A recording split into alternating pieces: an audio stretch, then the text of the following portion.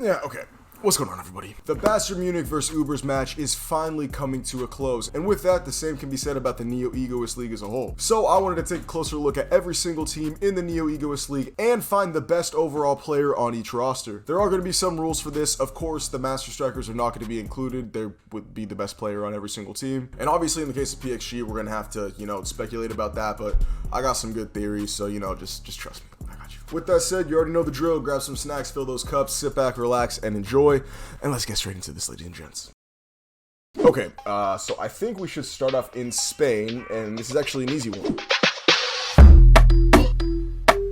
Showing similar characteristics to Barcha's Master Striker Lavinho, Barcha is the only choice here. I mean, don't get me wrong, they have a couple good players if you know where to look. Obviously, Otoya is there as Barcha's sort of support character, and Ignacio Lala's pretty decent. He got a little bit of highlighted time. Besides that, there was no one really of note besides, Lavinho, and obviously we know how good he is. Now, while Spain's was easy, I wish I could say the same for England, because in the case of Manshine City,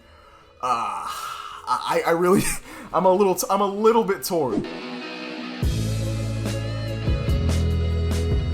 You guys know me.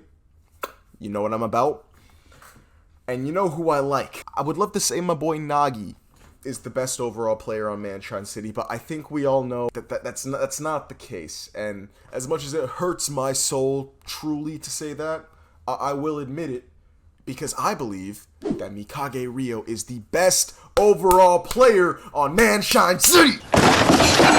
Realistically, this is the most obvious choice. I mean, I did say overall player, and as far as overall players go, I think Rio's the best. You will catch me a lot of the time saying that Reen is the best overall player, but that's just because I have a huge bias and I'm a Glazer, so, Daddy, chill. Don't get me wrong, you still could say Nagi, and as much as I would like to say it, I don't want to get into that right there. I am a firm believer that Rio is top tier, and he is higher than Nagi is on my personal Blue Lock rankings, so, it would kind of be backwards for me to say that Nagi's better than Rio in this scenario. Some of the best base stats across the board, not to mention his chameleon copy being one of the best abilities in the entirety of the manga. Not to mention he's paired with Nagi and Shigiri, which is an absolutely deadly combination that I don't think gets talked about enough. Also, I gotta give a quick shout out to Shigiri. Ever since that training with Prince Brosman in his bag, like actually, his defense leveled up, he actually got faster, which I didn't think was actually possible. His dribbling's better, his shooting style's better, his fucking scoring ability is higher than it ever was, like what? But I think that just goes to show how good Rio is as an overall player, because I still do value him higher than Shigiri,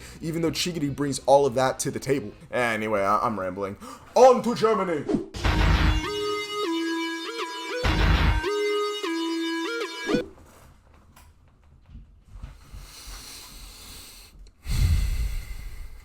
We're not talking about this, are we?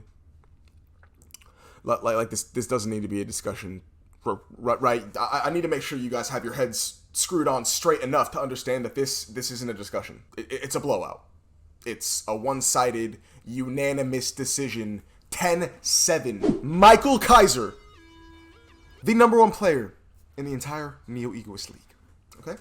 Due to the fact that Bayern Munich is the main characters team, we get a shit ton of character development and actually character spotlight on a lot of different players. I mean, even just putting aside Kaiser, Isagi's on the team, Yuki Miya, Kunigami, Hiyori who's been showing out, not to mention Bayern Munich's normal lineups, not even that bad. I mean, Ness is overall hated by the community, but we gotta face it, he's fucking good. He's one of the best passers in the entire series, and on that note, Kurona's on the team as well. The amount of S and A tier players on this team heavily trumps the others, which just goes to show the sheer dominance of the team, but also due to the fact that they have such crazy depth and good depth, it just highlights how good Kaiser is as a player. Michael Kaiser is the best player we have seen up to this point as far as U20s are concerned. Obviously, I'm not counting Loki. He's in a different class. We can already assume that due to the fact that he's a Master Striker, but we're going to still have to wait and see what he's all about. But yeah, anyways, you get the point.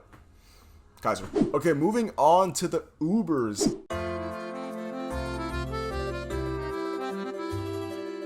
There's a lot to choose from as far as the Italian crop's concerned. Nico goes unloved a lot of the times. Aiku, I feel like, has been very silent this match. He's kind of just shown off his metavision and then went bye-bye. Ryu's always a great underrated sleeper character. He always can come in for a good clutch moment, for a good stop. He's always a really solid defensive choice. But I think there's a clear answer here, and it's between two people. But I'm going to go with a little bit of a hotter take on this one, and I'm going to say Barcha is the best player on the Ubers. 5 goals in 2 Neo Egoist League appearances. I mean, come on now. I know instantly you're going to jump and say, oh, Clep, what do you mean? Lorenzo's obviously the best player. He's the best defender we've seen in the entire series. No. Obviously, he's going to have to be the best overall player. No. 5 goals, 2 appearances. If you really want to be nitpicky, and I'm okay with that, it's a tie, all right? Lorenzo and Barro. Lorenzo's above Barro, or even. So it's like Lorenzo and then the greater than or equal to sign, but the equal to sign is very important, right?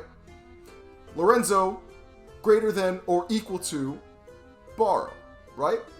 Good, as long as we're clear on that. The reason I'm saying Barro for the sake of this video is, 1, Lorenzo hasn't really been doing much in this match besides the fact that he's just been man-marking Kaiser the whole time. Even still, Kaiser was able to not only score, but get off his man-marking a couple times and get a couple different shots off. Not only this, but Barro's evolving at an absolutely wicked rate right now. Like, it's kind of scary to see how fast he's jumping from here to here to here. Like, he's basically taken over Mark Snuffy's spot already, and dude, he's like, what, 18? Like, oh my god. And unlike the Ubers match, we are not gonna drag on there.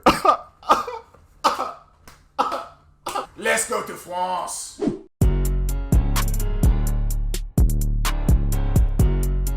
Speaking of France, did you guys know that Broly is actually French? Yeah, he's a French mastiff. Say hi, Broly. It's been a while since he said what's up to the people, but it's kind of my fault, so. Yeah. France. I'm actually really excited to talk about PXG because I've had some time to speculate and I've come up with a couple different options that you guys might like. First off, obvious choice, Atoshi Rin. Or Shida Ryusei. I know there's a lot of people that's like, Shido's better. Scoring ability, big bang drive, Rin on top, baby, Rin on top. Pause.